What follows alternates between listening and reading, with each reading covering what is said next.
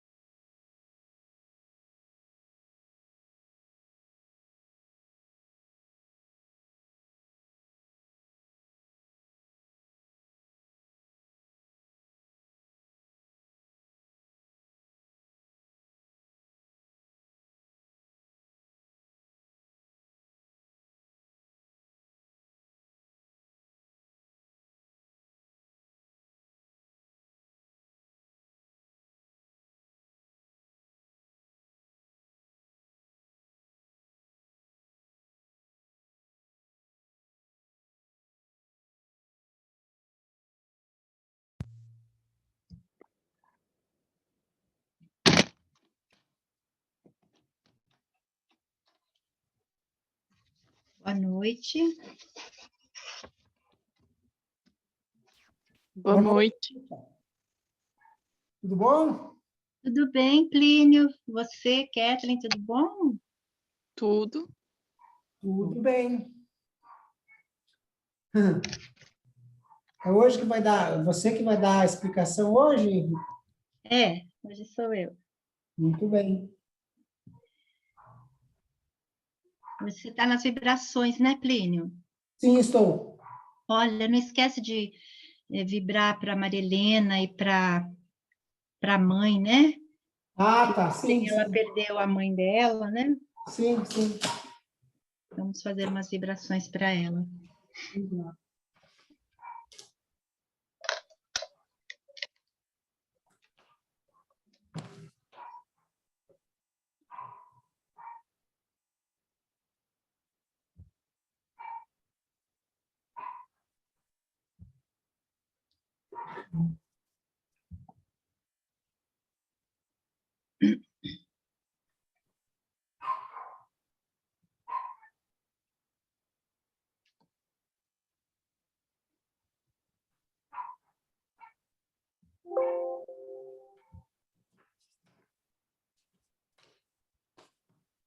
E a Vivi está trabalhando?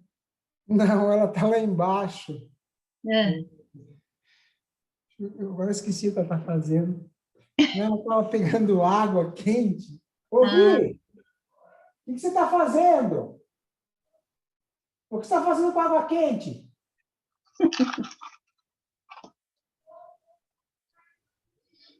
Ah, o guardanapo de molho. Ah, é isso aí, a dona de casa tem que fazer tudo ao mesmo tempo, né, Plínio? Essa semana, sabe o queimador de fogão que fica tudo escuro? Sei. Eu achei na internet uma super solução lá Ah, para e você deixa de como? molho. Eu deixei de molho de um dia para o outro. E depois eu Ah. misturei pela bucha. O que é que coloca?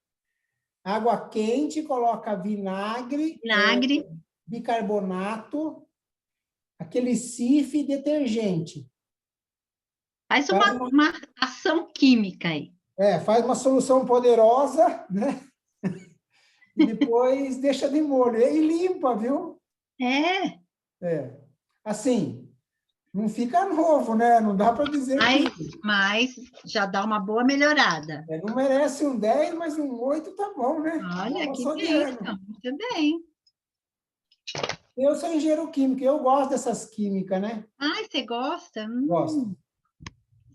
Essas Eu já sou da misturas. humanas, né? Ah, Então você já então. viu, né? Eu sou Não. psicóloga, né? Mas eu fiz 2 colegiais. E um deles foi de química. Então, eu tinha química analítica industrial, processos químicos industriais, laboratório. Sim.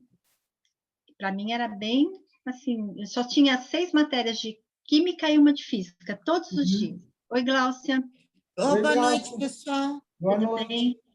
Oi, boa Boa noite. Boa noite. noite. Oi, Renata. Oi, tudo bem? A Renata. Bom, Oi.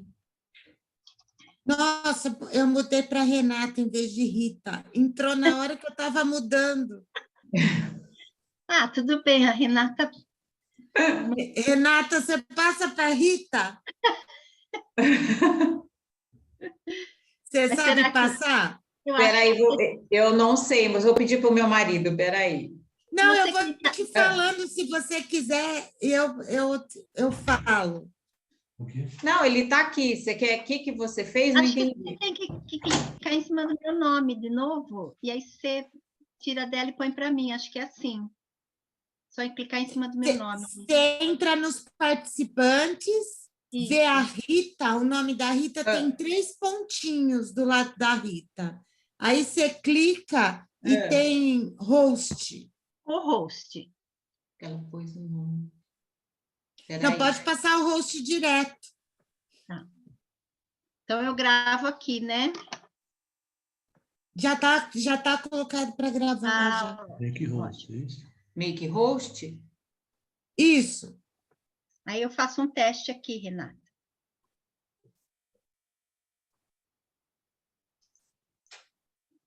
Isso, Oi? conseguiu. Tá jóia. Deixa eu fazer só um teste aqui. Vai dar certo. Na hora que eu fui passar, a Renata acho que entrou e ficou RR e passou para ela.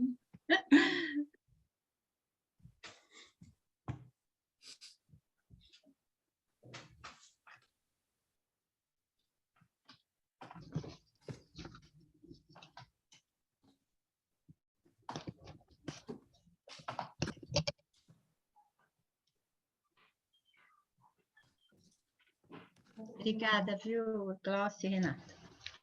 Imagina. Obrigada, viu, Renata? Porque eu Imagina. sempre faço confusão, não adianta. Acontece.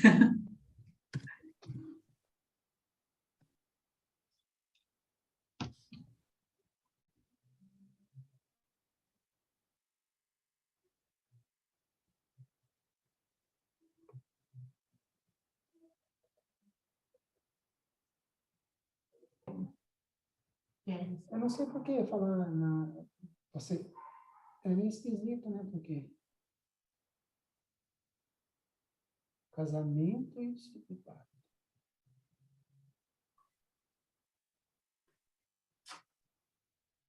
Visão espírito do casamento e celibato.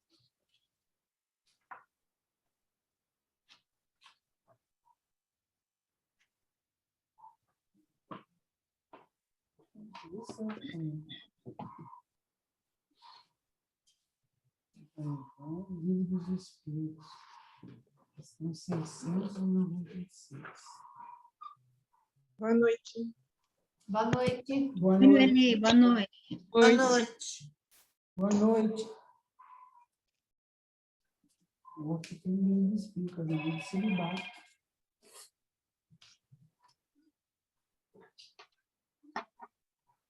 Tudo bem, Vivi?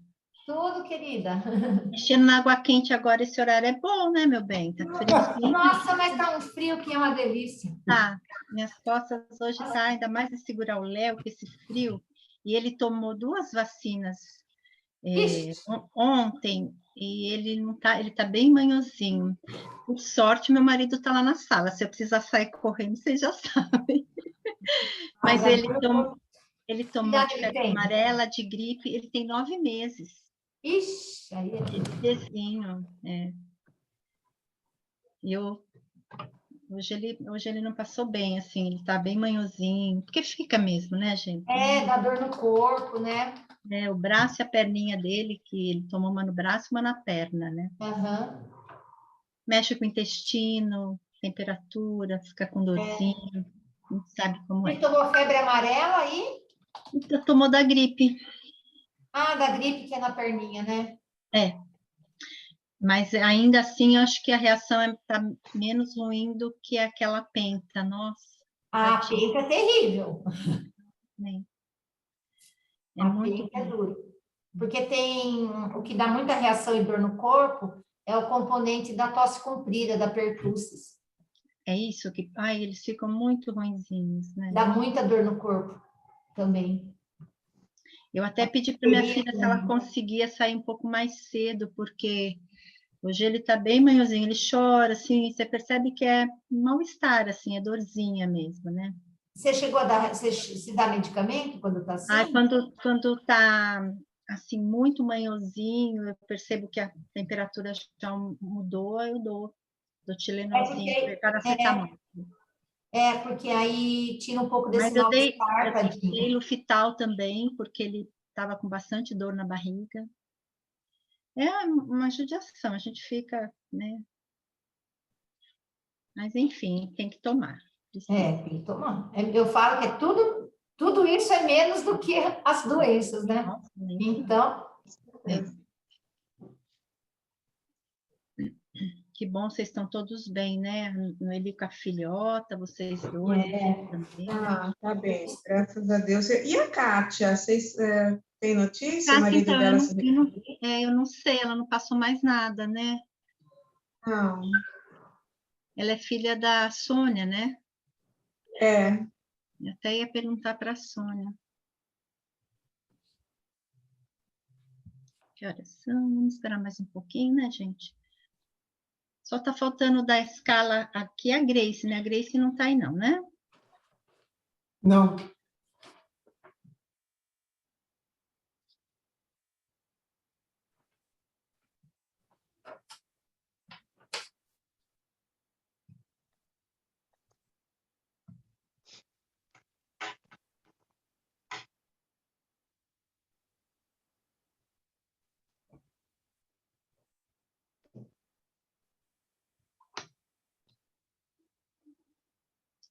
Eu pedi para o Plínio colocar a Marilena nas vibrações e a mamãe dela também, viu, gente? Vamos fazer um pensamento aí para elas.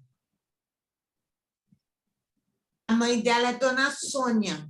Dona Sônia. Boa noite. Boa noite. Boa noite.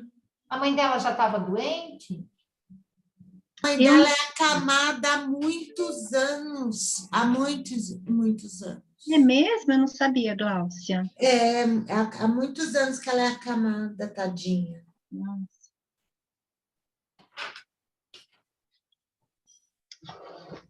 Ela morava com a Helena, Marilena? Não, as duas têm apartamento, uma ao lado da outra. É, legal.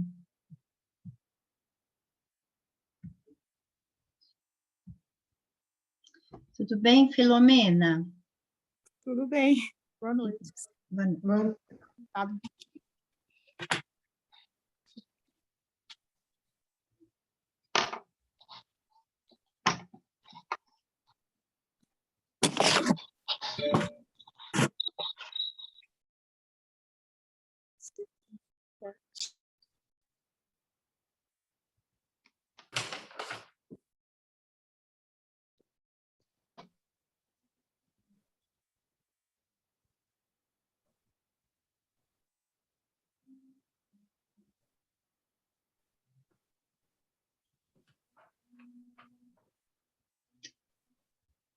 Será que o Paulo vai conseguir entrar hoje? A Tânia está entrando, né? Tem a Grace, falta o Paulo, o Laudisney, a Kátia, que eu não sei como é que está, né? O marido dela. Tudo bem, Tânia? Oi, boa noite. Tudo Boa bem? noite. Tudo bem, e você? Também, tudo na santa paz aqui. Tá? Oi, Paulo, boa Vamos, noite. Boa noite. Boa noite. Oi, boa noite. correria total. Professor, no final Aí, de junho, fica todo É. mundo maluco, né? Né? Paulo também acho que está no mesmo, então, Paulo. acabei de chegar de São Paulo. Hoje é o É. dia de quinta-feira, é o dia que eu saio mais tarde de lá. Eu dou aula das 7 às 5 da tarde, praticamente. Que região fica? Hoje eu estava em Perdizes. Aí amanhã eu fico no Tatuapé. Que matéria você dá aula, Paulo? Oi? Do que você dá aula? Ué, qual a matéria mais legal que tem, Plínio? Matemática. História! História! Agora nunca fui boa, Glaucio. Não é uma unanimidade isso, né? O Paulo tem cara de professor de história, não tem cara de matemática. Ave Maria. Ele tá Detestava história. Só a história da matemática eu gostava. O resto enrolava. Tá, eu vou ficar. Gente, eu estou com um problema de internet. Eu estou aqui, estou no. Tá bem, Tânia. Então, eu vou ficar. Tem hora que eu vou abrir, tem hora que eu vou fechar aqui, tá bom? Sim. Mas eu estou presente. Tá bom. Estou aqui. Bom, eu acho que a gente pode começar. A Grace é a prece final, eu acho que ela deve entrar daqui a pouco, o Laudinei também, né? Então, hoje a agenda cristã é com a Noeli, né, Noeli? Isso. Então, Começa? vamos sim. Então, hoje é o capítulo 15, lucrará fazendo assim. Reconforte o desesperado. Você não escapará às tentações do desânimo nos círculos de luta. Levante o caído. Você ignora onde seus pés tropeçarão. Estenda a mão ao que necessita de apoio. Chegará o seu dia de receber cooperação. Ampare o doente. Sua alma não está usando um corpo invulnerável. Esforce-se por entender o companheiro menos esclarecido. Nem sempre você dispõe de recursos para compreender como é indispensável. Acolha o infortunado. Nem sempre o céu estará inteiramente azul para os seus olhos. Tolere o ignorante e ajude-o. Lembre-se de que há espíritos sublimes que nos suportam e socorrem com heróica bondade. Console o triste. Você não pode relacionar as surpresas da própria sorte. Auxilie o ofensor com os seus bons pensamentos. Ele nos ensina quão agressivos e desagradáveis somos ao ferir alguém. Seja benévolo para com os dependentes. Não se esqueça de que o próprio Cristo foi compelido a obedecer. Então, aqui o que eu percebi nessas frases todas que ele coloca, é que ele sempre fala para a gente olhar, para nós olharmos para nós mesmos, né, e enxergar em nós o que vemos no outro. Né? Porque muitas vezes a gente vê as coisas nos outros, mas a gente ignora que a gente tem a possibilidade de passar por aquilo, ou de fazer igual, ou de ter a mesma coisa. Né? Então, ele fala, console o triste, você também poderá passar por isso, seja benévolo, né? Então, isso me remeteu a algumas falas, né, de Jesus, faça aos outros aquilo que desejaria que fizessem com você, né, a célebre frase. A minha filha, quando ela era pequena, que ela brigava na escola, eu falava assim para ela, Cris, ela falava, já sei, mãe, não faça aos outros o que você não gostaria que fizesse com você. Ela até decorou, porque eu acho que isso daí é um guia, né, para a vida das pessoas, né? E eu acho aqui que também ele remete essas frases à questão de não julgar, para a gente não ser julgado, né? Uma outra passagem, né, de Jesus. E quando fala também da gente tirar o cisco, né? Que a gente fala para tirar o cisco que ele falava. Como você pode tirar o cisco do olho do seu irmão se você tem uma trave no seu olho, né? Então, tudo isso remete à questão também do orgulho e da soberba, né? Ele está passando por isso, mas eu sou impune, eu não vou passar, eu sou imune, né? Então, a gente precisa se policiar muito para enxergar na situação do outro alguma coisa que a gente poderia passar ou ser também, para a gente ir se espelhando e melhorando. Eu achei um trechinho aqui do Evangelho, no capítulo 9, que fala do orgulho, né? Que o orgulho vos induz a julgardes mais do que sou, e a não aceitar uma comparação que vos possa rebaixar. Então, eu acho que está bem dentro disso que fala aqui nessas frases.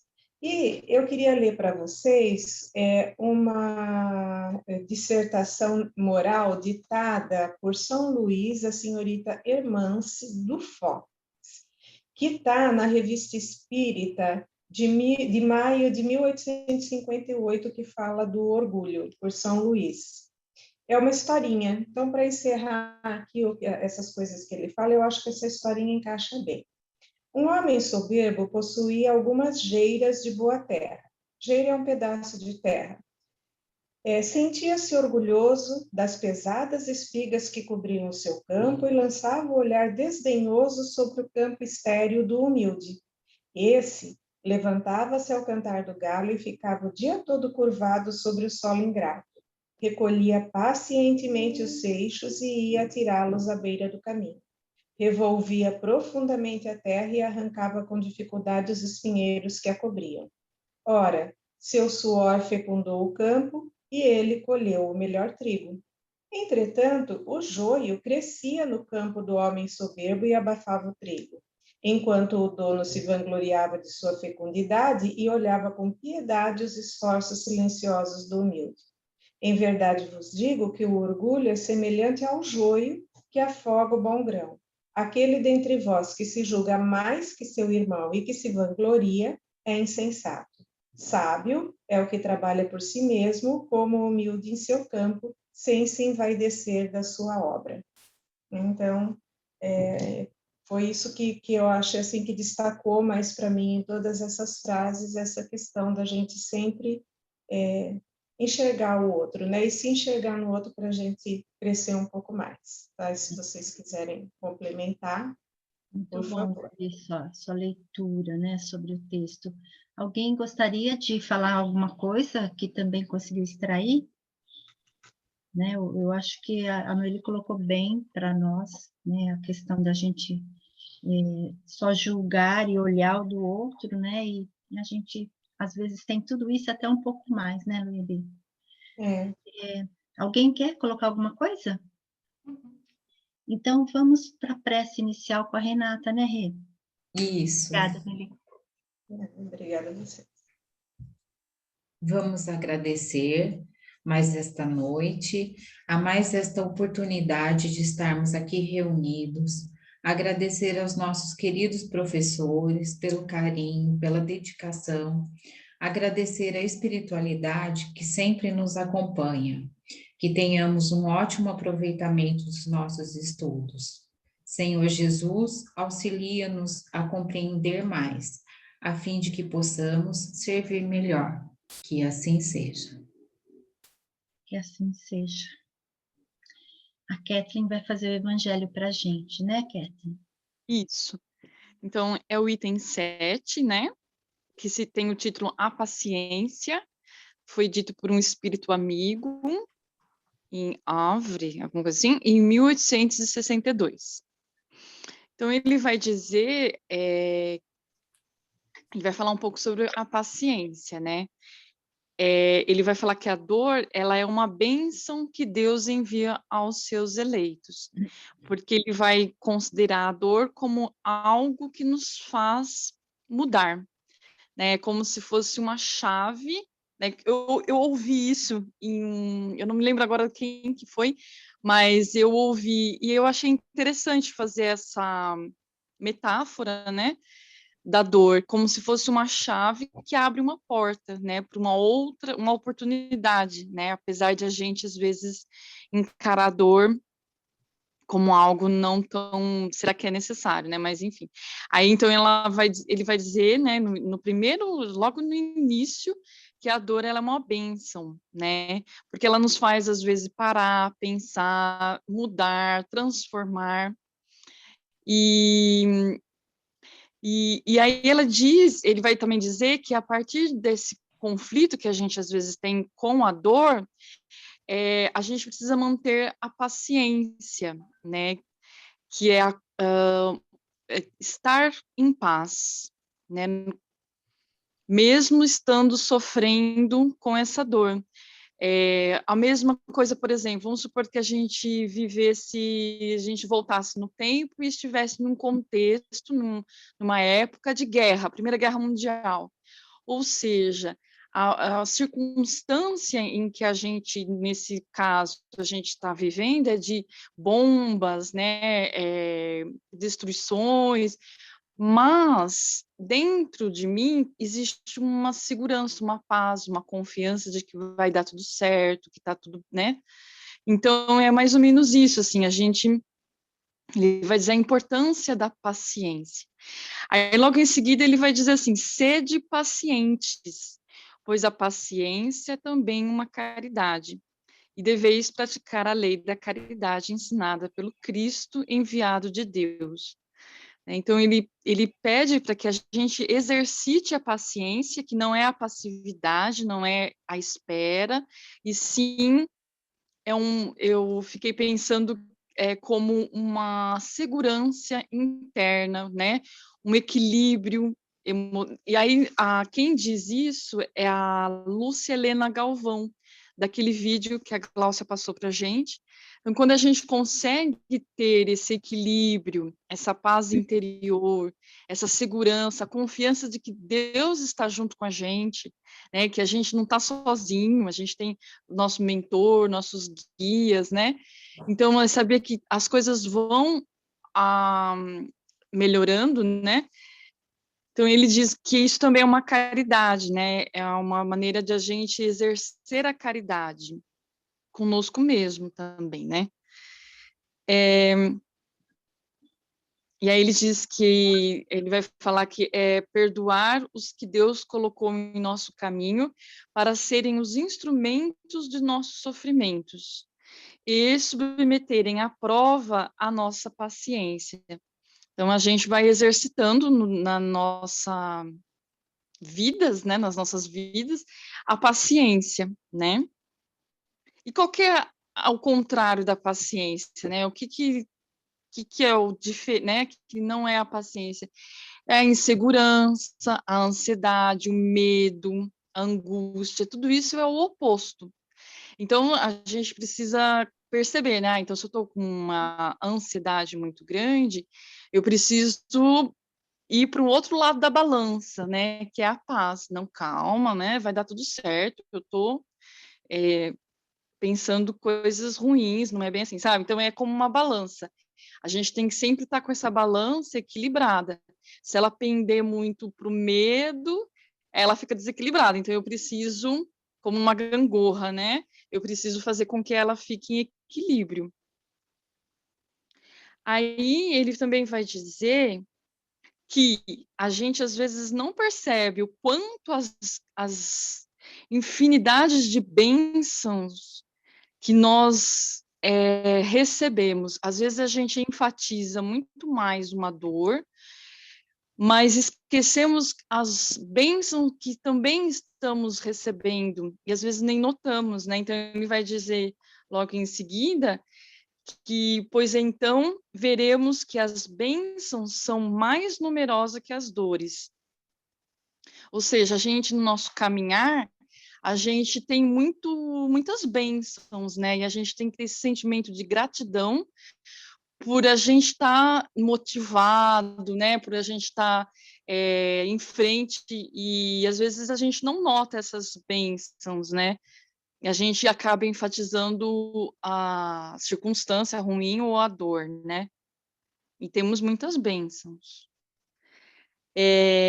Aí, no finzinho, no último parágrafo, ele vai dizer que sofreu, eu vou ler um pedacinho, sofreu mais que qualquer um de vós, e nada tinha de que se acusar, né, Cristo, enquanto tendes a expiar o vosso passado e de fortalecer-vos para o futuro. Então, com a paciência, a gente acaba debitando, né, quitando esses débitos que a gente traz de vidas passadas, e, inclusive, a gente tem essa perspectiva desse salto para um futuro melhor, né? A partir desse nosso crescimento, a gente acaba se fortalecendo para o que virá, né? Então, ele diz, sede, pois, pacientes, sede cristãos. Essa palavra resume tudo, né? Então, é assim, ele enfatiza muito, e é importante que a gente sempre esteja em paz.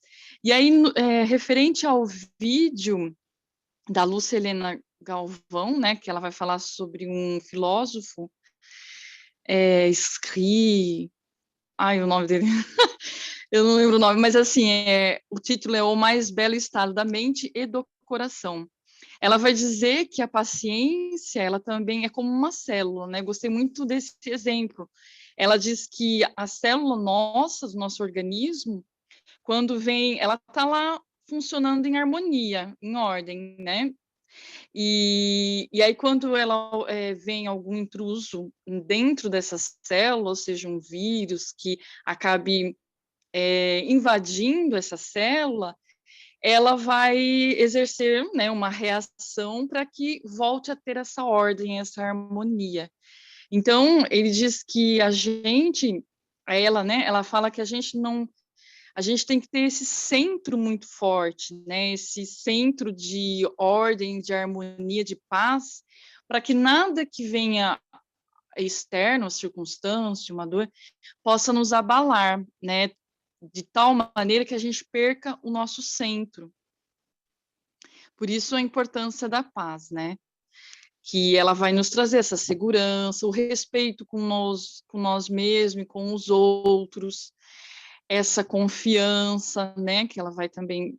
Ela diz como também um compasso. O compasso, ele tem um centro, e aí você gira e faz a circunferência. Mas você finca um centro, ele é fixo, né? E ali ele está... ninguém derruba esse centro, né? Para eu fazer o círculo, eu preciso ter um ponto bem fixo. Então, ela diz o quanto é importante a gente ter essa base firme, né? Que é através desse exercício da paciência que nos dá esse alicerce forte, né? E aí, como exercitar essa paciência, né? Como que a gente faz, né, para ter paz, né? Como que eu posso sentir essa paz interior, esse equilíbrio, essa segurança, né? Como que vem tudo isso para mim, né? Como que eu consigo isso? Aí a gente sabe que através das orações, da reforma íntima, né? Não, eu acho que né, quando a gente vai percebendo um pouco como a gente lida com as coisas, né, com os fatos, a meditação, terapias, então tudo isso vai nos habilitando a ter essas bases, assim, sabe? E aí ela também vai dizer que a felicidade humana, ela advém da paz e serenidades interiores. Então, assim, para que eu seja feliz, eu preciso ter uma paz e uma serenidade, né, verdadeira, assim, uma coisa que ninguém, assim, que a pessoa sente isso muito forte nela, né? E aí é isso. Eu achei vídeo tem muito a ver, né, com o que o Evangelho tá falando nesse capítulo, né? E é isso, vamos que vamos, né? Interface. Apesar de tudo, né? Apesar de você, né? A Kathleen falando, né, em paciência, né, gente? E a gente vai falar de um assunto hoje, né, que a paciência tem que sobrepor, não é mesmo? Então, as coisas podem não dar muito certo, que é o casamento, né? A gente vai falar da lei da reprodução e onde a gente vai estudar um pouquinho de casamento e celibato. Antes da gente entrar no texto aí da aula, alguém gostaria de acrescentar alguma coisa do evangelho que a Kathleen fez? Tudo bem? Vocês estão ouvindo, né?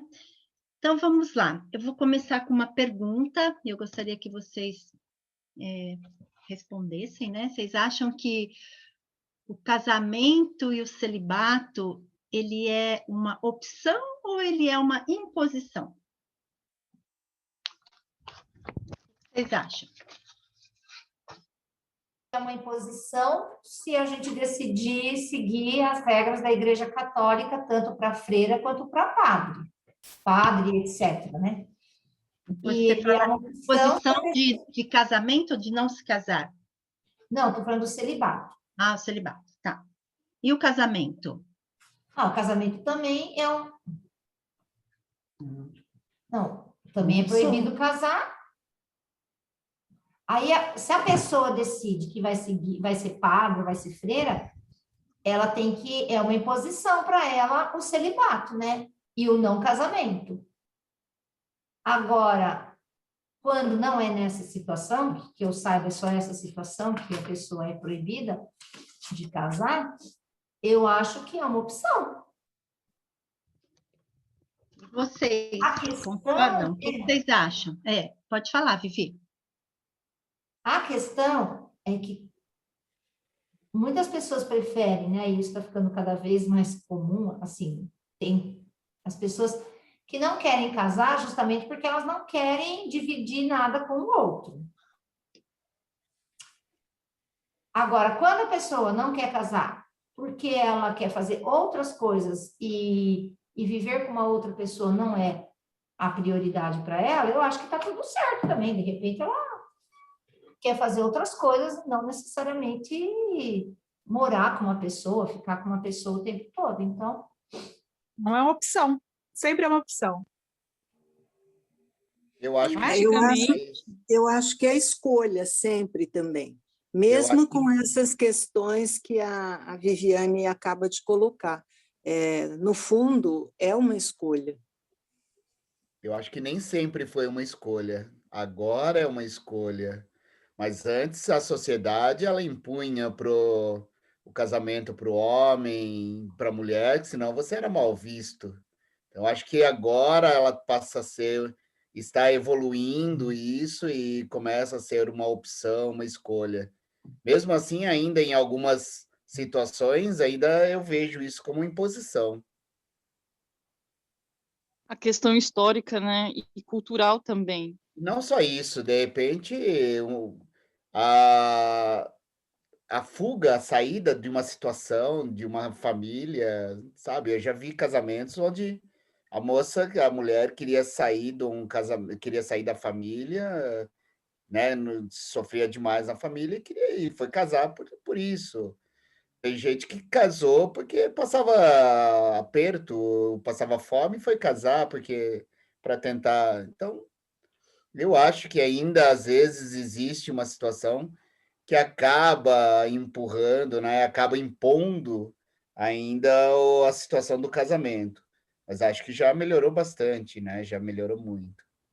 E o celibato, Paulo, o que você acha? O celibato... o celibato eu acho que às vezes pode acontecer em várias situações da vida. De repente, depois do casamento, você pode optar pelo celibato, né? Mas não sei, talvez às vezes uma vocação onde eu vou me dedicar muito mais a alguma coisa e acabo não me dedicando ao casamento. E pode ser uma escolha, né? Eu acho que o celibato é até mais escolha do que o casamento, né? Eu acho que para o celibato a pessoa realmente tem que dar decidida, ou sei lá, ou acaba escolhendo ficar sozinha ou só, né? Às vezes acontece.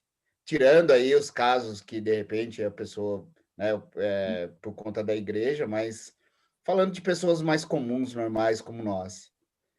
E, às vezes, a questão de, sei lá, de achar que sozinho vai ter mais paz do que o outro, ou não necessariamente, né, precisa, sei lá, eu acho que são muitas situações aí. Né, Paulo? Verdade.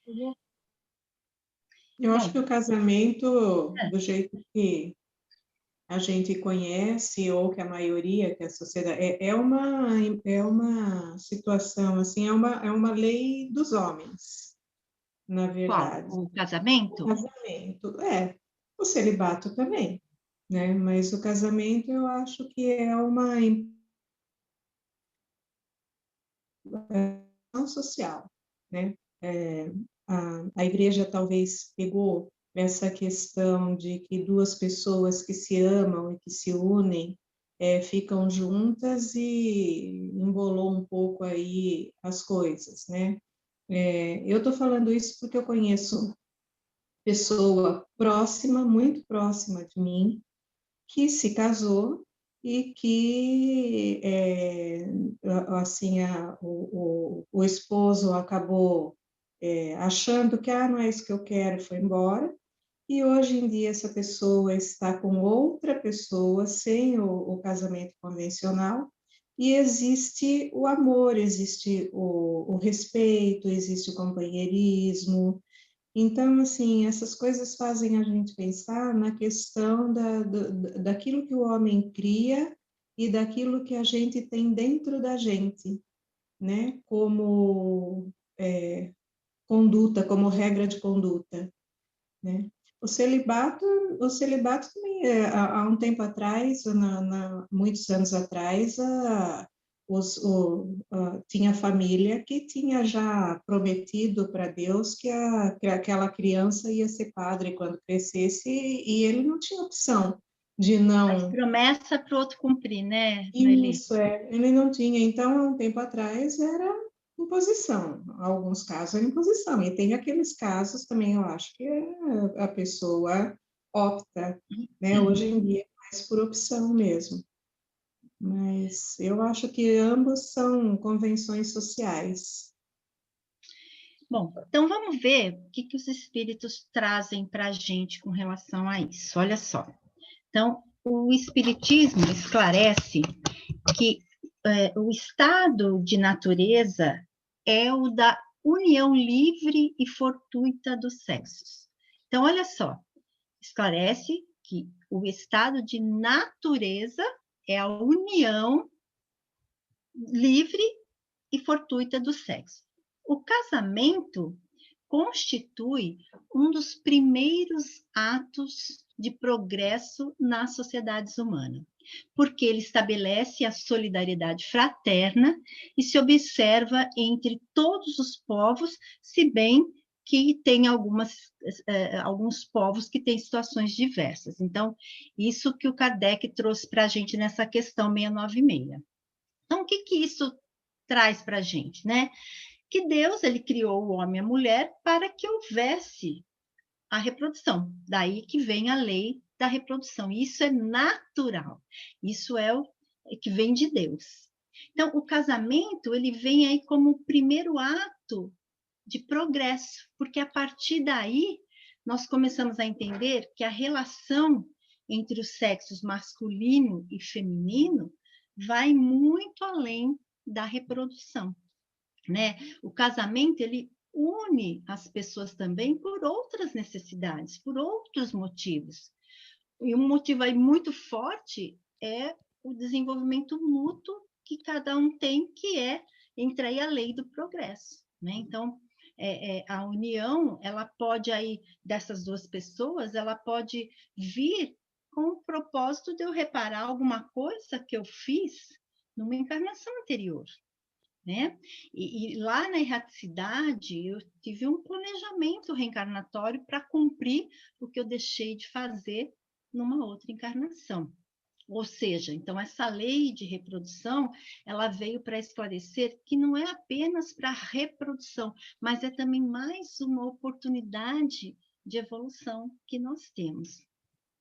Então, segundo os espíritos superiores, o celibato pode traduzir-se como ação de egoísmo ou de benevolência, pois se o celibato em si mesmo não é um estado meritório, outro tanto não se dá quando constitui pela renúncia às alegrias da família, um sacrifício praticado em prol da humanidade. Todo sacrifício pessoal, tendo em vista o bem e sem qualquer ideia egoísta, eleva o homem acima de sua condição material. Então, o que ele está dizendo para a gente aqui? Que então, tem pessoas que abrem mão de constituir uma família, de ser pai, de ter filhos, de ser mãe. Por quê? E por que isso, né? Qual é o motivo desse sacrifício? Então, é para ajudar alguém? É em prol de um povo, de uma sociedade? Aí vai ter todo o mérito. Então, olha só, a gente aqui tem duas explicações, né, entre casamento e o celibato. E vocês acham que o casamento está fora de moda? Ele é uma instituição falida? O que vocês acham?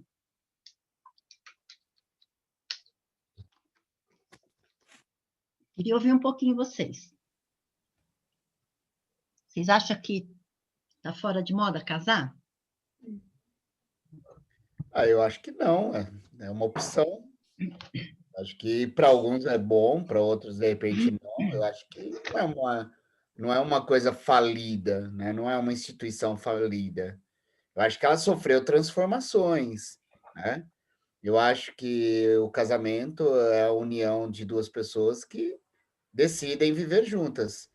Não necessariamente aquele casamento tradicional que você tem que, né?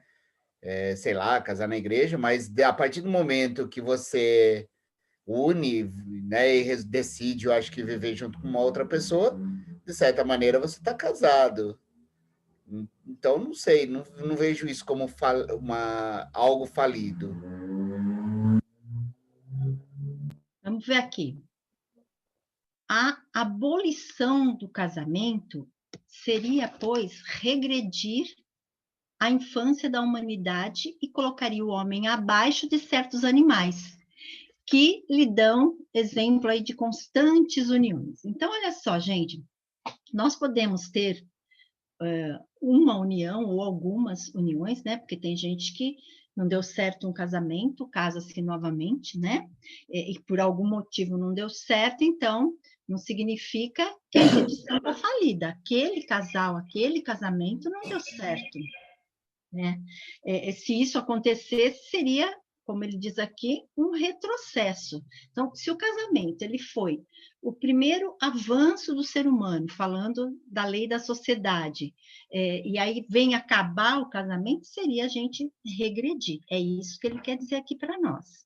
Então, o matrimônio na Terra é sempre uma resultante de determinadas resoluções tomadas na vida do infinito antes da reencarnação dos espíritos, razão pela qual os consórcios humanos estão previstos na existência dos indivíduos no quadro escuro das provas expiatórias ou no acervo de valores das missões que regeneram e santificam. Então, se houve um planejamento, né, se eu combinei lá na erraticidade que eu iria casar com alguém, seria justo eu separar? Será que todo casamento que acontece aqui, ele foi realmente programado lá na erraticidade? Será que não pode acontecer nenhum encontro aqui, gente? Será que todos eles foi já lá na erraticidade, como ele diz aqui, foi previsto, né, como já lá no plano para a gente reencarnar. Então, será que a gente não pode acontecer de encontrar alguém aqui? Né? Então, vamos pensar um pouquinho sobre isso. Sim, às vezes a gente faz um planejamento e quando a gente reencarna, pode acontecer de a gente se perder, né? Pelas nossas escolhas, a gente acaba tomando aí outros caminhos. Via de regra, os espíritos lá na erraticidade, por necessidade de crescimento e ajuda mútua, planejam para fazer essa união. E quando chega aqui, ele acaba mudando o caminho e tem aqueles que se unem, acaba não dando certo, né? E aí separa, mas se une novamente. Então, é isso que Kardec e o Emmanuel traz para a gente em relação a casamento, essa instituição. E a visão, vamos ver o que a visão espírita, né, traz para a gente do casamento e do celibato. Então, olha só, elucida o espiritismo que o casamento ou a união permanente de dois seres, como é óbvio, implica o regime de vivência pelo qual duas criaturas se confiam uma à outra no campo da assistência mútua. Então, como eu falei, se a gente toma uma decisão de me unir com outra pessoa, isso também, gente, não precisa ser aquele casamento, né, de papel passado, como o Paulo diz. Pode ser uma união estável, né, um convívio marital. Isso também é eu estar casado. Não precisa ser. O papel é uma imposição da sociedade. Então, Rita, eu estou falando da união de duas pessoas. Oi, Tânia. Então, eu tenho uma dúvida com essa questão, união permanente de dois seres, né? E aí juntando com as coisas que a gente tem aprendido, né, eu acho que dentro do planejamento reencarnatório, eu acredito que a gente também, quando tem alguma missão, alguma questão que você tem que rever, então eu acredito que isso entra no nosso planejamento reencarnatório. Agora, essa união permanente me chamou a atenção, porque vai depender da necessidade de aprendizado em cada reencarnação, dessa vinculação. Né? Eu posso, por exemplo, dizer o seguinte, eu sou separada, né, hoje, então a gente se separou, mas a gente continuamos amigos, a nossa relação é pautada por respeito, por afeto, por um amigo que hoje cada um mora num local e escolheu um outro caminho, né? Então, eu não sei, essa questão da união permanente. Me chamou a atenção, então é uma pergunta só. E, na verdade, né, eu acho, na minha opinião, a gente pode sim, de repente, ter feito uma escolha que não era a que eu planejei, me casar e não dar certo por N motivos, e aí eu encontrar uma outra pessoa e seguir aquilo que eu me comprometi a fazer. E eu acho que, isso é a minha opinião também, não significa que esse casamento, eu tenho que ficar com ele, o melhor seria isso, né? A gente casa com esse propósito. Mas a gente vai ver mais para frente, na poligamia, na monogamia, a questão de que, às vezes, a gente está junto com uma pessoa, eu estou causando muito mais problemas do que chegando no propósito a que eu me comprometi a fazer. Então, de repente, a minha escolha, por isso que eu tenho meu livre-arbítrio, é para eu seguir de uma outra forma, porque senão eu também não vou conseguir ter uma vida que me traga resultados de evolução, que eu me traga aprendizado, né? Então, eu acho que quando ele coloca que essa questão de ser um casamento que é um convívio permanente entre os seres, eu acho que ele é bastante relativo com aquilo que, chegando aqui, a gente pode se deparar, né? Quantos casamentos hoje são rompidos, cortados, porque ao invés de ambos estarem evoluindo, eles estavam não só prejudicando cada um, mas até os filhos, né?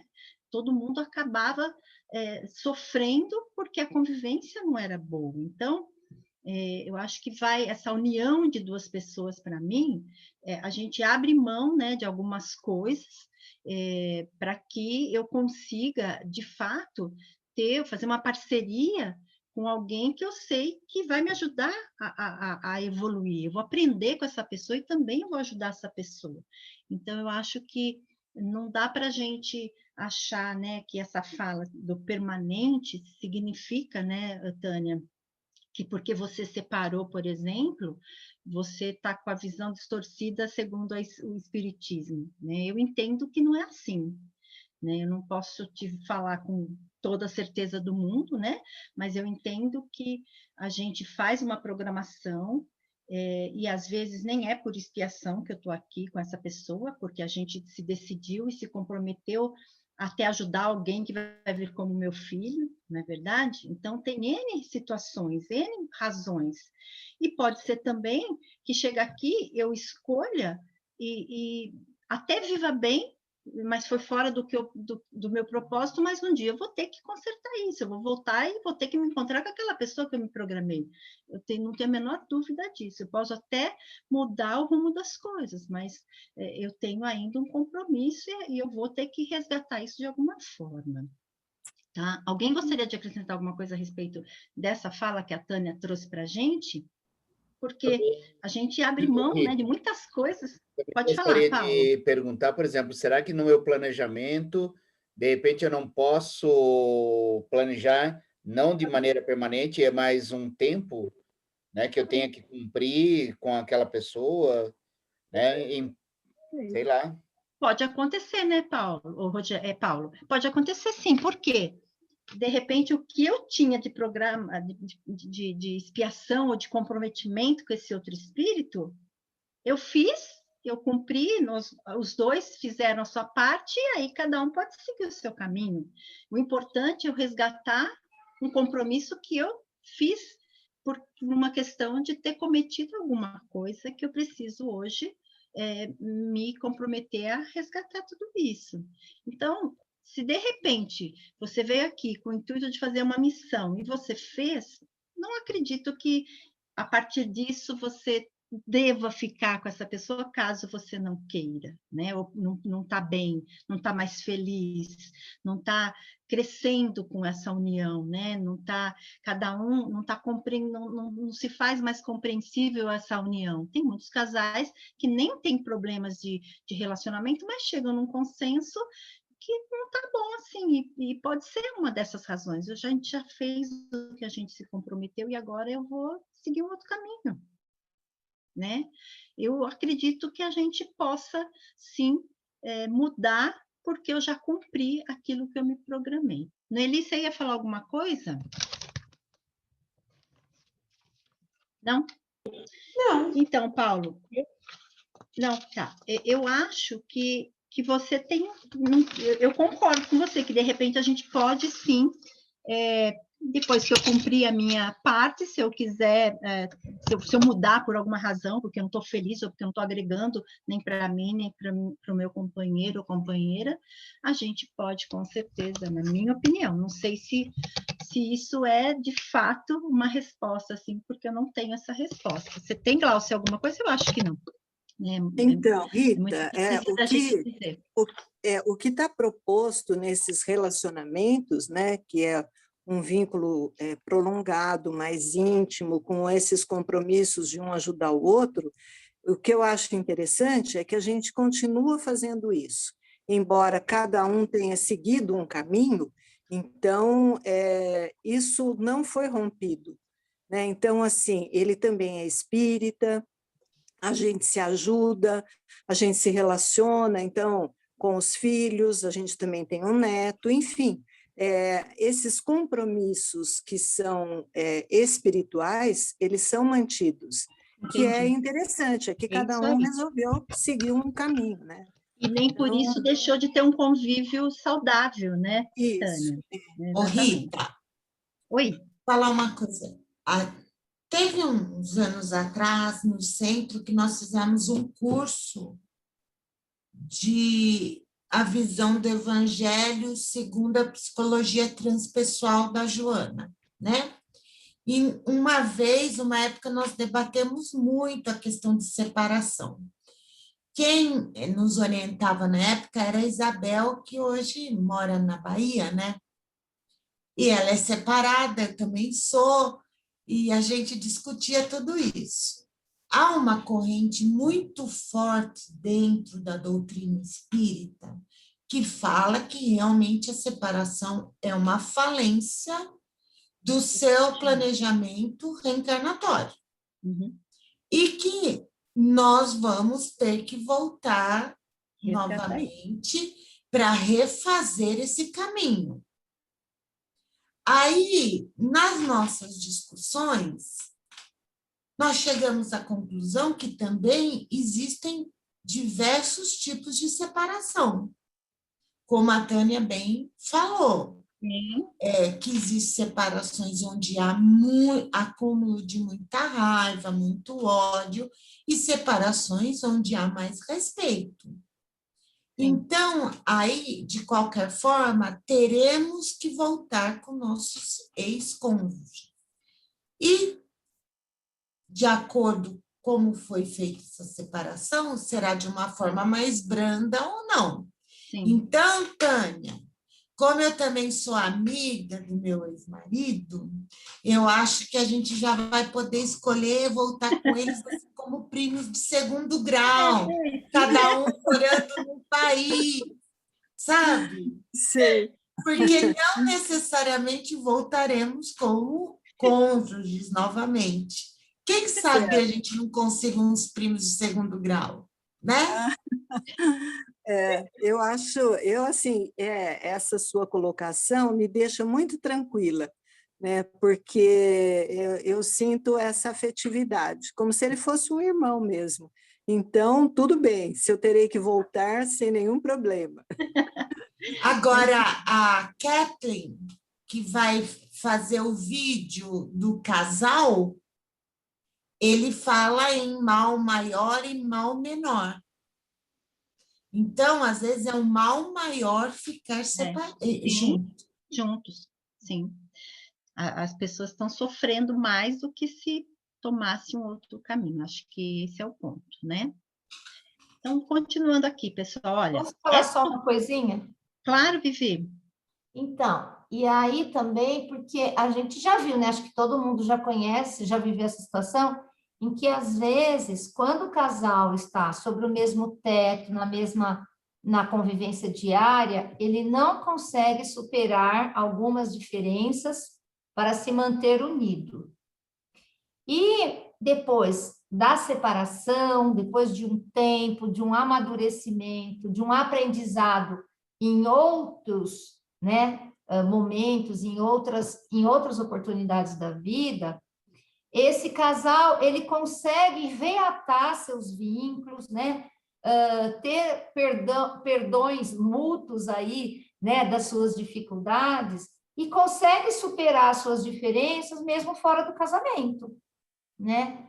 Então, eu também acredito, como tem a questão do livre-arbítrio, eu também acredito que esse aprendizado pode se dar de uma outra forma que não seja exatamente dentro daquele planejamento que era de ficarem juntos. E que se isso acontecer, né, que é isso, eu ter paciência com o outro, eu aceitar o outro do jeito que ele é, eu perdoar as diferenças, eu acho que mesmo que eu tenha que voltar numa próxima encarnação como marido, como esposo, eu volto bem, porque eu, de certa forma, eu aprendi aquilo que eu tinha me proposto a fazer, mesmo que não seja dentro daquela relação tão próxima e tão íntima, né? Então, eu acho bem colocado. Tem essas vantagens, né? Eu acho isso mesmo, sim. Eu mesmo conheço uma situação em que, durante o casamento, tinha uma relação abusiva, né? Não física, mas psicológica. Houve a separação do casal, a mulher saiu muito comprometida, Mas depois de terapia, depois de muito aprendizado, de muito estudo da doutrina, de muita prática, ela conseguiu ir perdoando esse companheiro e ele, no distanciamento, conseguiu ver as qualidades que ele não conseguia enxergar nessa mulher no dia a dia, né? Foi um benefício, né? Olha só. Isso, né? Com as outras oportunidades que ele foi tendo, né? Inclusive de outro casamento e tal, ele conseguiu valorizar pontos que antes ele não valorizava nessa outra pessoa, e essa outra pessoa conseguiu perdoá-lo por tudo isso, e hoje um até cuida do outro, se relacionam bem e tal.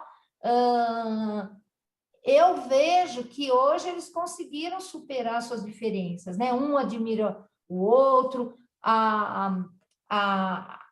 um deles consegue cuidar do outro, né? Apesar do que aconteceu, já perdoou, vai lá, se preocupa, cuida, leva no médico, ajuda, enfim. São situações que eu acho que foi de um grande crescimento para os dois. Com certeza, Depois do da jeito que você está separação. falando, foi uma evolução mesmo, foi um aprendizado para os dois, né? Onde cada um começou a valorizar mais o que o outro tinha, né? Isso é muito legal. E estão vivendo muito melhor, com certeza. Olha, Chico Xavier, no livro Vida e Sexo, ele diz assim, olha, essa união reflete as leis divinas que permitem seja dado um esposo para uma esposa, um companheiro para uma companheira, um coração para outro coração, ou vice-versa, na criação e desenvolvimento de valores para a vida. Então, na visão espírita, o casamento é da lei divina, porque ela é lei da reprodução, que também está incluindo aí a lei do progresso, né? Porque ambos crescem com isso. E que também a gente vê aqui a lei da sociedade. Então, tudo isso, em harmonia, acaba fazendo com que um casamento se torne mais duradouro. É isso que ele está dizendo aqui para a gente. Então, olha só, vamos agora ver algumas motivações, né, que levam duas pessoas ao casamento. Então, por exemplo, o que vocês acham que pode motivar a pessoa a se casar? Que motivos, quais são as motivações que levam duas pessoas a se casarem? Gostos parecidos. Que Os mais? dois gostam de viajar, se dão bem, isso aqui, aí pode resolver ficar junto, ser um motivo para ficar junto, né? Eu Lógico acho. que primeiro tem que ter o amor, né? E propósitos comuns também. Não é só aquilo que a gente gosta, né? Mas assim, eu quero... Como eu estou vendo vocês dois aí, vocês não estão me vendo. Os dois estão estudando aí, né, direitinho. Então, um desses propósitos é o estudo do espiritismo, né? Então, a gente tem que ter propósitos comuns. A motivação pode ser um monte, né? Oi, Laudinei. Boa noite, desculpa atrasado, entrei um pouquinho atrasado hoje. Imagina. Motivações podem ser positivas e negativas, pelo ponto de vista. Então, assim, entre todas, resumindo o que a Tânia e a Vivi falou, no caso seria afinidade entre dois espíritos, compromisso firmado fora da espiritualidade, que nem o Paulo falou, fuga de uma situação que no momento não é mais confortável, entre outras, no meu modo de ver. Vamos ver alguns exemplos aqui. Bom, Pode falar, Paulo. Eu ia falar que, na verdade, assim, a motivação é a realização de uma necessidade, eu acho, básica. Seja o amor, seja a fuga, é uma necessidade. O amor, às vezes, é uma necessidade para alguns. Então, eu acho que é quando duas pessoas veem uma possibilidade de satisfazer uma necessidade. Acho que é simples assim. Tem algumas... Existiam famílias que a motivação principal no casamento, principalmente com um grau evolutivo da humanidade um pouquinho mais atrasado, era simplesmente cumprir promessa alheia, igual já foi dito, né? Foi prometido. É a promessa. Assim como era bem comum casamento entre primos, parentes, para manter, por exemplo, herança na família antigamente. Então, motivação são N, o amor em si, Sim. entre duas pessoas encarnadas. Então, assim, a gente está falando, assim, no geral, mas também a gente sabe que tem casamento por amor, mas tem casamento também por interesse financeiro. A gente sabe que tem casamento por interesse sexual, tem casamento arranjado, né, Claudinei, como você acabou de falar aí, para não ter... Eu acho que uma motivação é ter filhos e formar família. Eu acho que muitas pessoas querem casar para reproduzir o padrão de família que eles viveram e eles gostam. Eu quero ter meu marido, quero ter meus filhos, quero viver uma vida de família. Eu acho que isso ainda existe. E Então, bastante mas casamento também por interesse material, né? Também tem, né? Existe bastante, que a gente também não falou. Não pode, é isso que eu estou falando, né? A gente sabe que tem N motivos, tem a parte boa aí, que a gente está falando do amor, do companheirismo, né? De querer viver com alguém, não quer ficar sozinho, mas a gente sabe também que tem casamentos só por interesses, né? Só por problema, para ficar bem na sociedade, ou para ter uma vida muito confortável, porque eu quero uma pessoa que tenha uma vida financeira muito boa. Enfim, a gente sabe que tem aí N motivos, né? Então, o casamento, ele pode ser uma oportunidade da pessoa realizar seus sonhos, né? Ou seja, se eu quero ser rica, eu caso com um homem rico, a possibilidade de eu realizar meu sonho de ser rica, né? Se ela vai ser feliz, eu não sei, né, Vivi? Isso, porque às vezes a felicidade para aquela pessoa é ser rica. Ou seja, às vezes ela quer tanto ser mãe ou ser pai, que a felicidade para ele é casar para poder ter o filho, né? O filho. E aí, quando nasce o filho, o casamento acaba, né? Porque aí o outro não faz mais sentido. Então, eu acho que também o casamento tem uma motivação para realizar sonhos que a pessoa tem, não necessariamente ligado exclusivamente ao amor, né? Não, que isso esteja relacionado com o amor. Pode ser uma forma. Tem vários exemplos, né? Vários tipos que a gente pode. A gente vai trazer alguns, mas, como a gente falou, tem várias maneiras que as pessoas se veem casadas, seja por amor mesmo, ou seja por algum interesse. Você ia falar alguma coisa, Noeli? Não sei se é o microfone da Noeli, de repente eu... Então, olha só, é uma consequência da lei do progresso, né? Porque antes não havia casamento, havia união de corpos para procriação, e era uma coisa muito desordenada, né? E depois, então, a gente coloca aí o sentimento, e isso já começa a entrar naquilo que a gente aprendeu na lei de progresso. Então, a gente começa a pensar de uma forma diferente. Estabelecer ponto de equilíbrio para a reprodução, né? Porque ficaria muito desorganizado, por exemplo, se a gente tivesse aí, por exemplo, uma poligamia, né? A monogamia, que você, só para ter filho, você ia se perder. Eu sou filho de quem que é meu irmão, sabe? Então, começou também a ter um pouco mais de equilíbrio o casamento, para que não ficasse muito solta essa questão de só procriar e ter um monte de filho esparramado por aí, né? Então, acho que até para organizar melhor, o casamento vem para dar uma regulada nessa situação também, não é mais só uma questão de reprodução.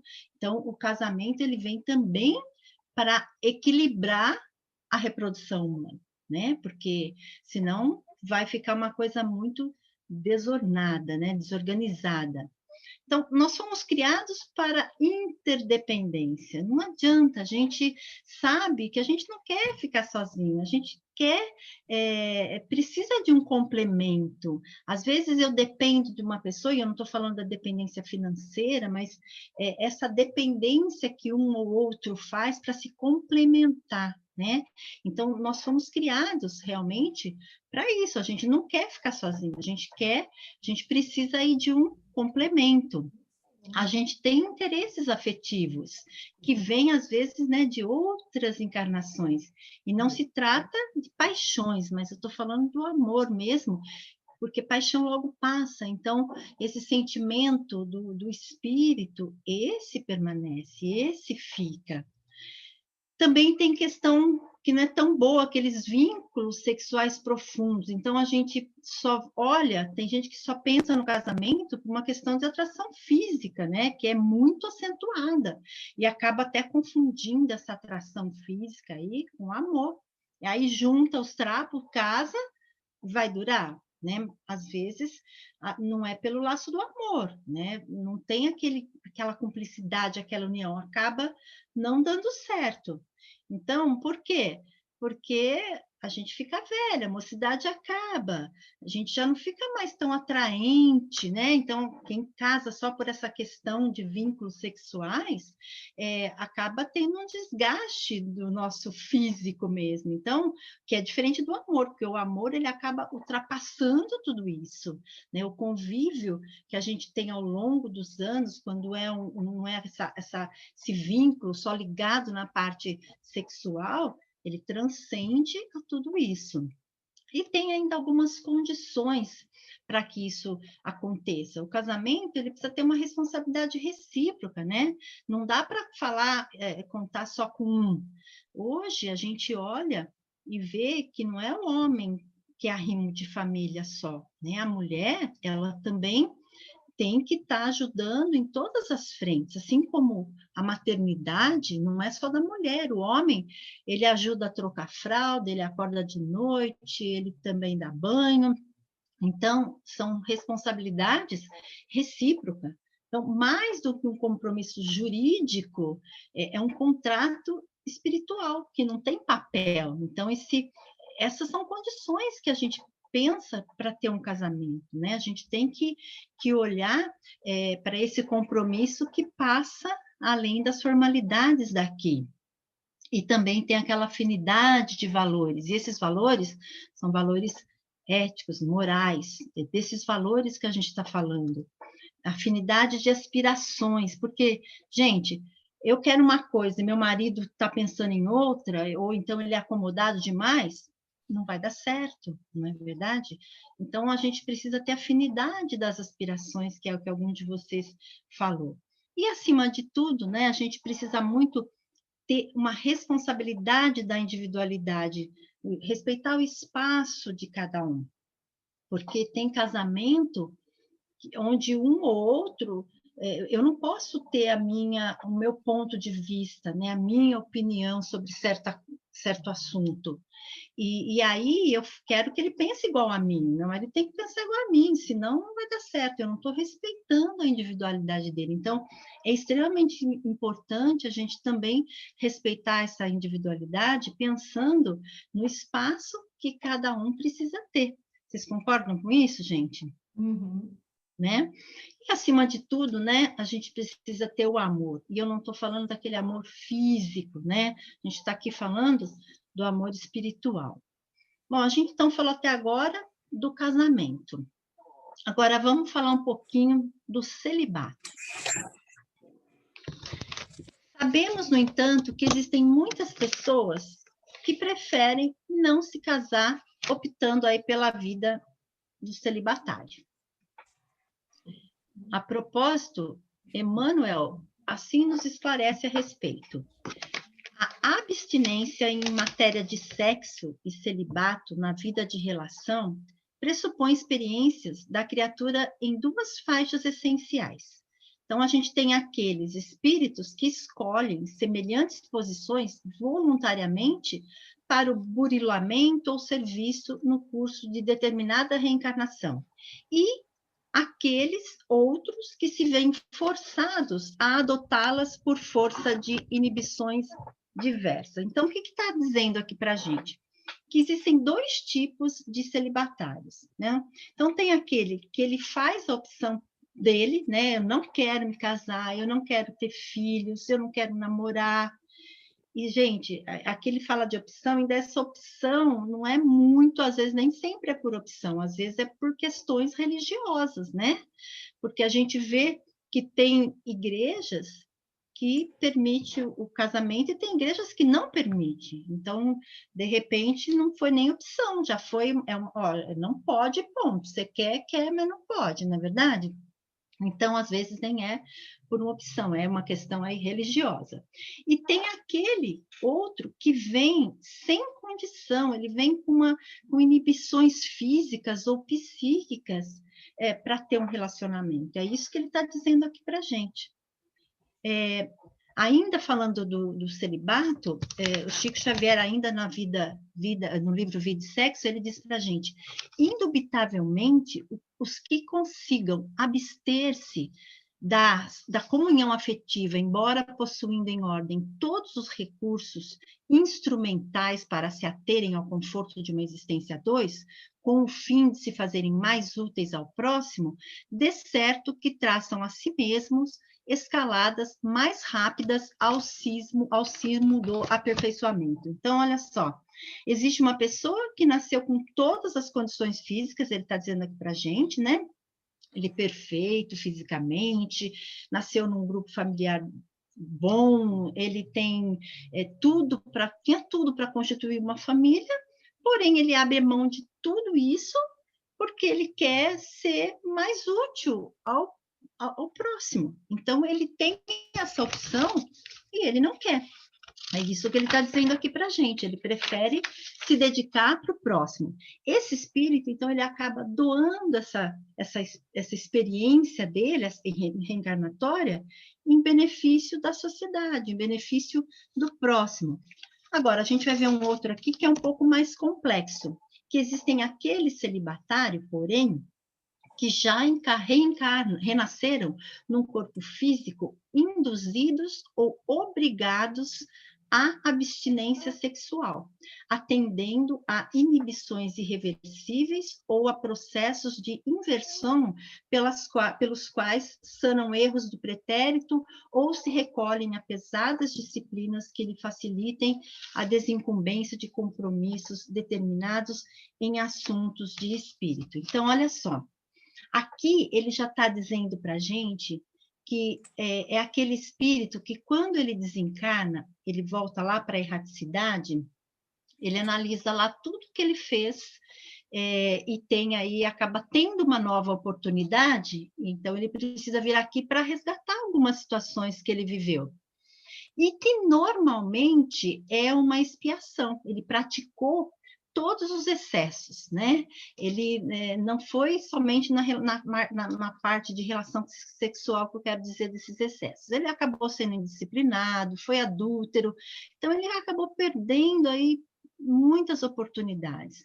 E às vezes aí acabou jogando fora, né, essa oportunidade, acabou estragando vidas, né, dele ou de outras pessoas também. Mas quando ele volta para cá, ainda ele traz no perispírito dele o desejo sexual. Então, ele precisa voltar de uma forma que ele não tenha oportunidade, né? Porque caso contrário, ele vai errar novamente. Então, algumas situações podem ocorrer. Essa pessoa pode vir aí com uma deficiência física, com uma impotência, com problemas psicológicos, com questões de inversões, né? Acaba indo para o celibato não por escolha, mas porque ele não consegue aí se relacionar. Então, são duas situações diferentes, né? Quando a gente fala aqui de inversões, geralmente a gente vem como mulher, por exemplo, várias encarnações como mulher. E aí pode acontecer de que se eu venho num corpo de homem, sabe, quando espírito e corpo não se falam, então não dá certo, eu tenho essa inversão e eu posso não conseguir ter um relacionamento. Então, existem essas duas situações que ele coloca aqui. Uma que eu venho e eu faço a minha escolha, que eu não quero me casar, não vou me prender a ninguém, porque o meu foco é outro. Eu vou ajudar a sociedade. Agora, a outra é melhor que eu não tenha oportunidade, porque eu vou deslizar novamente ou eu vou querer, mas eu não vou conseguir. Então, é isso que eles estão aqui nos dizendo em relação à questão do celibato. Assim como a gente trouxe algumas motivações do casamento, a gente vai trazer também algumas motivações aqui do celibato. E, gente, a gente está falando das escolhas, né, voluntária para o burilamento e serviço.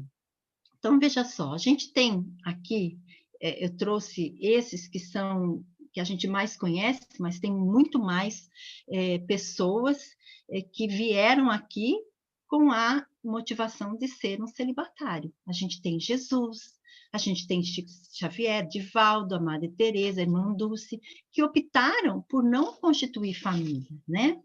E a gente precisa entender que, por exemplo, Chico Xavier, ele não se casou, não teve filhos, mas quantas pessoas ele não ajudou, né? Quantas noites ele ficou sem dormir? E a gente vai dizer que ele, o Divaldo, eles não poderiam ter se casado?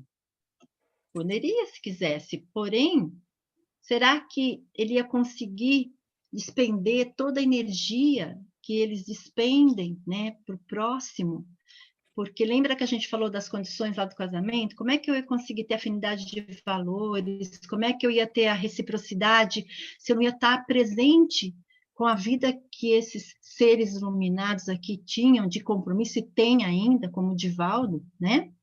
Então, a gente precisa, foi uma escolha voluntária deles, né? E acho que isso diz tudo para a gente, né? Nessa questão do celibatário. Tem imposição também por inibições diversas, que é o que eu falei para vocês, a questão de inversões sexuais, da impotência, né? Desencontros da vida, questões fisiológicas diversas. Então, aqui tem algumas motivações para o celibato. Alguém gostaria de falar alguma coisa a respeito disso, gente? Do que nós acabamos de ver aqui? Podemos tocar? Tudo bem? Então, algumas condições também para o celibato, como a gente viu no casamento. Então, ele pode ser voluntário, que a gente vai permitir que a canalização das energias sexuais vai totalmente para objetivos de natureza espiritual, né? Eu não vou falar para vocês, será que eles não tinham necessidades, não tinham desejo? Acredito que sim, mas só que eles canalizavam esse desejo, essa energia, para outros fins. Esses são os voluntários. E tem o celibato compulsório, que aí é necessário, então, ter equilíbrio de impulsos sexuais que foram mal, né, utilizados em experiências anteriores. Quais são as consequências? Então, voluntário. Não adianta, né, eu me dedicar para um celibato se eu não acabei tendo nenhuma obra importante relativa a eu abrir mão de não ter família para cuidar dos outros, e não adianta porque eu não fiz nada, então não teve valor nenhum. E o compulsório, da mesma forma, se eu não resultar em conformação e equilíbrio, foi outra oportunidade aqui perdida. Então, se bem aproveitado em qualquer um desses casos que a gente falou agora, sublimação das energias sexuais e equilíbrio no apego às sensações materiais. Então, não importa, ser voluntário ou compulsório, é necessário que nós saibamos nos doarmos, seja para realmente me dedicar a canalizar tudo isso para um fim maior, para um objetivo maior. A monogamia é entendida como uma lei da natureza. Então, olha só. A monogamia, ela está de acordo com a lei da natureza. A poligamia é lei humana, cuja abolição aí marca o progresso social. Então, gente, a monogamia é uma lei de Deus, né? Ela é natural. Já a poligamia, não. Aí já é um progresso, ela é da lei humana. O casamento, segundo as vistas de Deus, tem que se fundar na afeição dos seres que se unem. Na poligamia, não há afeição real, apenas a sensualidade, né? porque você não vai conseguir dar conta, né, de pensar em dar para todas as suas mulheres ou para todos os seus maridos o que você faria para o seu companheiro ou sua companheira enquanto monogâmico, certo? Então, se a poligamia fosse uma lei natural, uma lei de Deus, ela deveria ser praticada, se tornar universal, né? O que seria materialmente impossível, dada a igualdade numérica de sexos, né? Apesar de todo mundo falar que tem muito mais mulher do que homem, mas ela é muito equilibrada, essa questão. E nem teria, se fosse universal, mulheres suficientes para atender a parte masculina.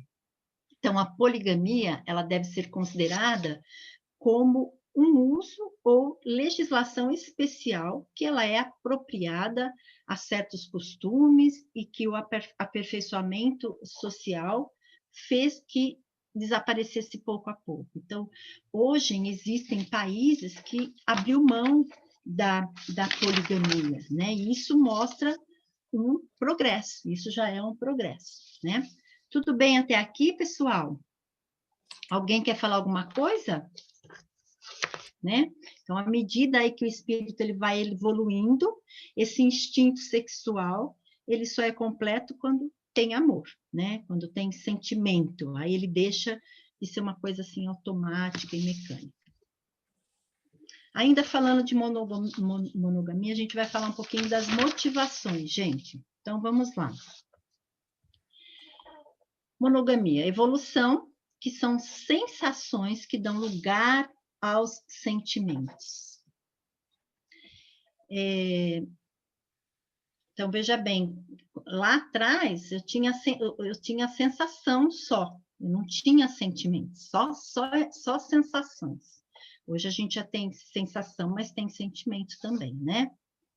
A lei do amor substitui a personalidade pela fusão dos seres. Isso está no capítulo 11, no item 8.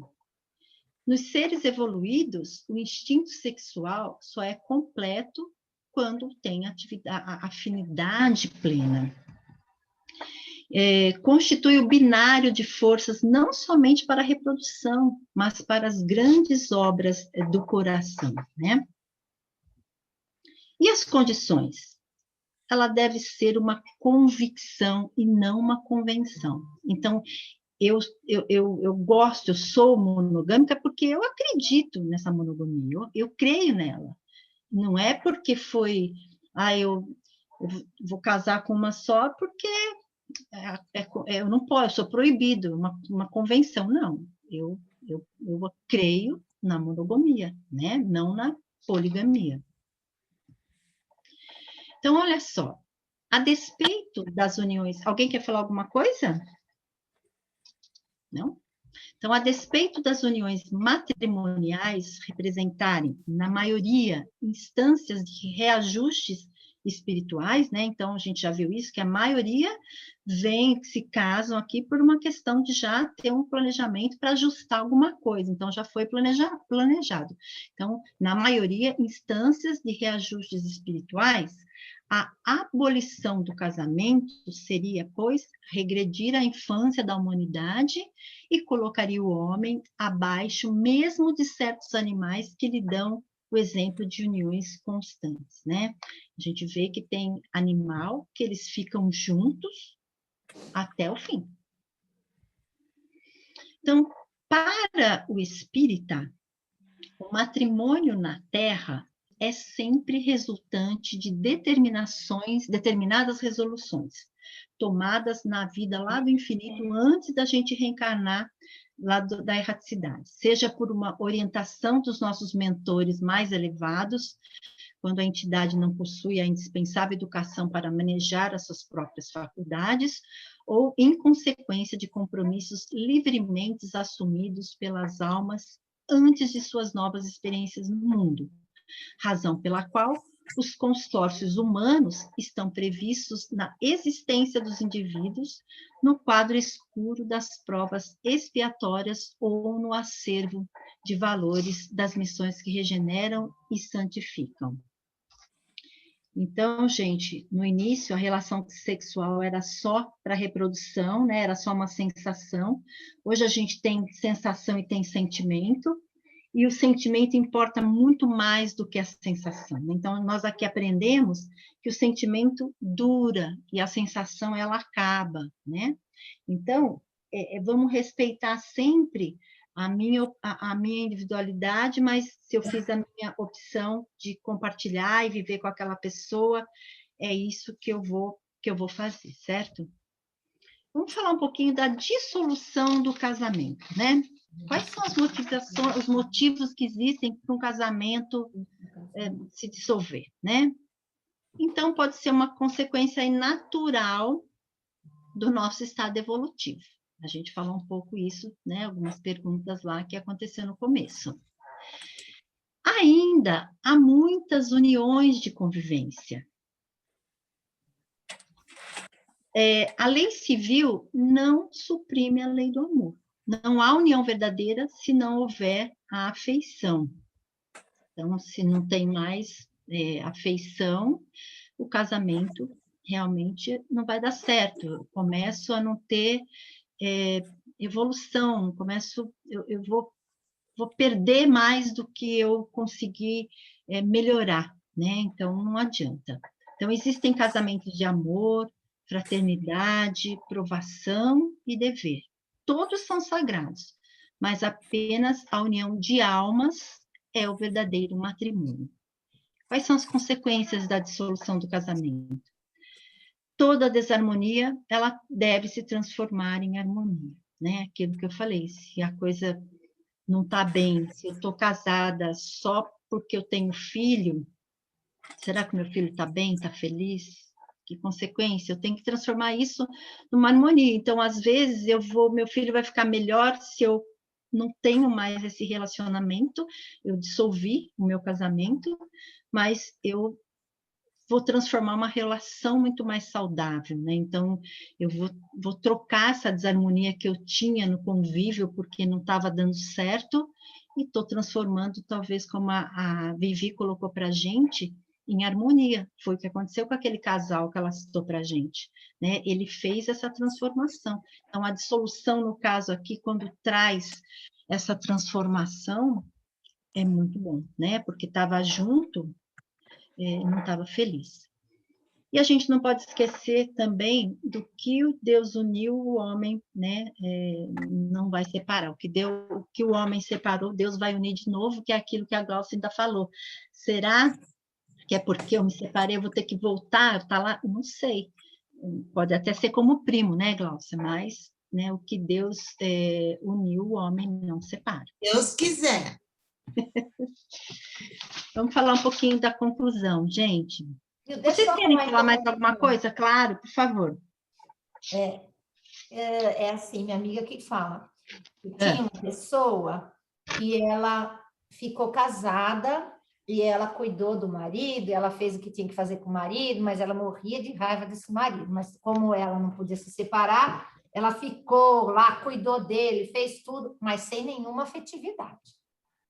Quando ela morreu, chegou lá no céu, ela falou assim, ai, graças a Deus que eu morri, me livrei daquele homem, cuidei dele, fiz tudo, viu?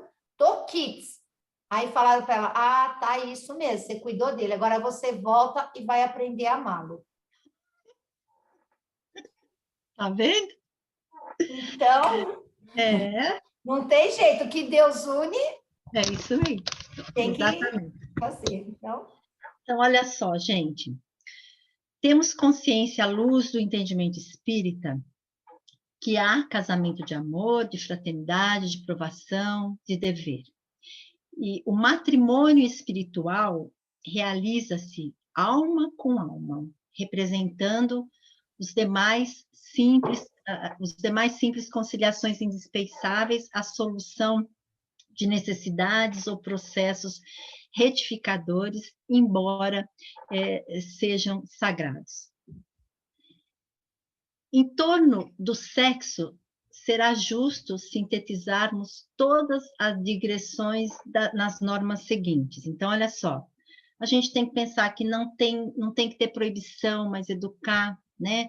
Porque, fazer sexo é errado, falo para o meu filho, não, vamos educar, né? A gente educando, ele mesmo vai ter em mente o que ele pode, o que ele deve, o que ele não pode, o que ele não deve, né? Não abstinência imposta, mas emprego digno, com o devido respeito aos outros e a si mesmo, né? Não indisciplina, mas controle. Não impulso livre, mas a responsabilidade. Fora disso, é teorizar simplesmente para depois aprender ou reaprender com a experiência. Sem isso, será enganar-se, lutar sem proveito, sofrer e recomeçar a obra da sublimação pessoal, tantas vezes quantas se fizerem precisas pelo mecanismo da reencarnação, e se a gente tiver as oportunidades, né, gente? Porque a aplicação do sexo antes à luz do amor e da vida é assunto pertinente à consciência aí de cada um. Então, aquele que é, né, o que a gente vê aqui, aquele que é de alma sempre vai estar junto, não adianta. Tudo que pensarmos fora disso, lá do outro lado, nós vamos ver que não é assim que funciona a questão aqui do sexo.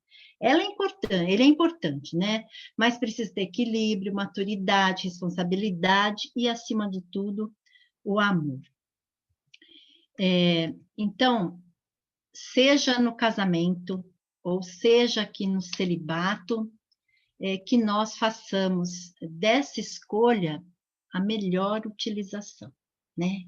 Acho que é isso que a gente tem que deixar bem vivo na gente. Seja por celibato, né? Seja por casamento, que nós saibamos ser, assim, ter o melhor aproveitamento. Eu quero ser uma boa mãe, eu quero cuidar do meu marido, das minhas filhas, dos meus netos, eu quero dar amor, eu quero aprender com os meus erros, eu quero crescer. Se eu optar pelo celibato, que eu faça isso em prol realmente, que eu consiga canalizar as minhas energias em prol do próximo, né? Eu acho que é essa a lição que a gente tem que gravar, que a lei de reprodução do casamento e do celibato traz para a gente hoje. Então é isso, pessoal, eu deixo aí super à vontade para vocês também falarem com a gente, colocar alguma coisa, mas eu acho que é isso que eu ia passar para vocês. Tudo bem? Alguém quer falar alguma coisa? Fiquem super à vontade. Mas é um tema bem importante da gente falar, né? Porque a gente vê, por exemplo, no celibato, né? Outro dia mesmo eu estava vendo uma reportagem de um padre, né? Que ele não tem família, tal, mas que ele pratica relação sexual. Então, ele não está fazendo aquilo que ele se comprometeu a fazer. E, por outro lado, se ele também não fizesse isso, ele também poderia estar se culpando de qualquer forma. Então, eu fico pensando nessa perda, né, de oportunidade que essa pessoa está tendo. E a gente vê isso sempre em jornais. A gente vê crianças que sofrem abusos sexuais por religiosos, não é verdade? Que se comprometeram, fizeram lá um juramento, né? E não conseguem nem cumprir o que se comprometeram a fazer e também acaba se punindo da mesma forma. Então, é uma situação que seja lá pelo celibato ou por casamento, que realmente a gente consiga dar o nosso melhor, né? É isso, pessoal. Alguém quer colocar alguma coisa? A Grace está aí, né? Mas antes o Plínio vai fazer as vibrações para a gente, né, Plínio? Isso mesmo. Obrigada, pessoal. Obrigada. Então, vamos fazer a vibração.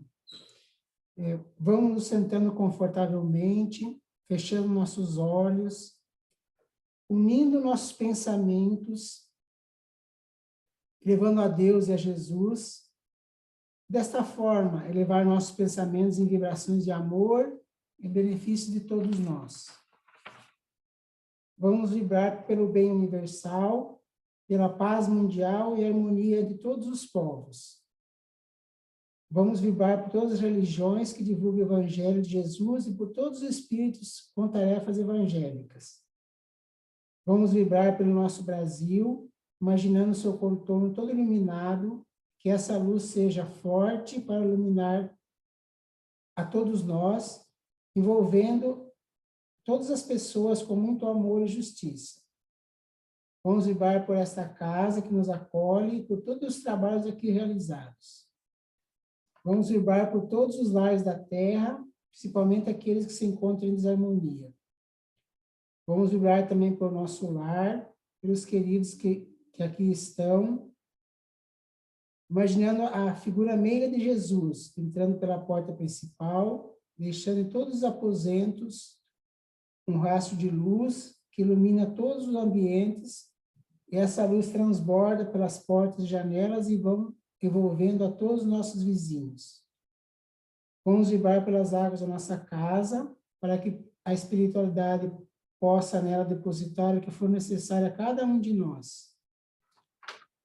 Vamos vibrar também para nossa amiga Maria Helena e a sua mãe, a dona Sônia, que a espiritualidade ilumine os seus caminhos e conforte os corações com muito amor.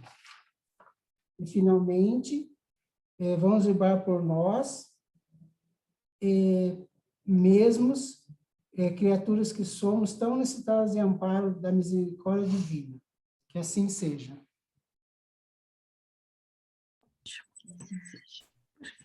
Continuemos com as nossas mentes serenas. Vamos agradecer a Deus e a Jesus Cristo por mais essa oportunidade de aprendizado. Agradecer aos espíritos amigos e pedir para que nos acompanhem nessa jornada. Agradecer aos ensinamentos de nossos professores, agradecer pelo nosso grupo, tanto os nossos amigos presentes quanto aos hoje presentes. Agradecer nossa casa espírita, que possamos estar reunidos novamente na próxima semana e que possamos seguir firmes na caminhada com muita fé e muita luz. Assim seja. Que assim seja. Bom, eu vou pegar a escala da semana que vem, né? Porque a Marilene não pôde vir hoje, né, gente? Então, quem pode fazer a agenda cristã? Eu posso. Tânia, pode. Obrigada. Prece inicial. Se eu não tivesse, faz. Eu vou fazer. Se eu não tiver, o Plínio faz, tá? Tá bom, Vivi. Evangelho. Eu faço. Plínio. Ó, Plínio, você pode fazer os dois, você sabe, né? Ó, se ela te der, né, os canos aí. Vibrações, quem pode fazer as vibrações? Posso fazer, Renata. Renata. E a prece final?